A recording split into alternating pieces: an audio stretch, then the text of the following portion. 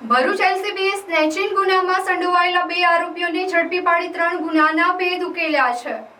Bharuch એલસીબીના PI MB વાળાના માર્ગદર્શન હેઠળ staff પેટ્રોલિંગમાં હતો તે દરમિયાન અંકલેશ્વર વિસ્તારમાં વાહન ચેકિંગમાં 2 ઈસમો નંબર પ્લેટ વિનાની બાઇક લઈ આવતા પોલીસે તેઓની અટકાયત,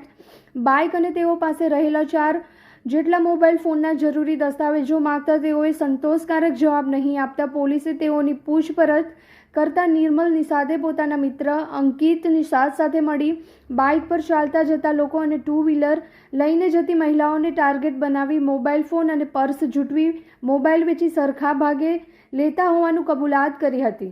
અને 6 દિવસ પહેલા નર્મદા મૈયા બ્રિજથી ભૂત મામાની દેવી પાસે 2 મહિલાઓનું પર્સ ઝૂંટવી 2 ફોન તેમજ ભરૂચના સુપરમાર્કેટ પાસે મહિલાનું પર્સ તેમજ પ્રતિન ચોકડી પાસે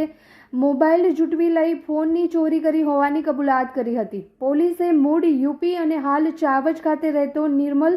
રાજુ નિષાદ અને અંકિત નોખેલાલ નિષાદને ઝડપી પાડી 4 ફોન તેમજ બાઇક મળી રૂપિયા કુલ 70,000નો મુદ્દામાલ કબજે કરી ચોરીનો ભેદ ઉકેલી કાઢ્યો હતો।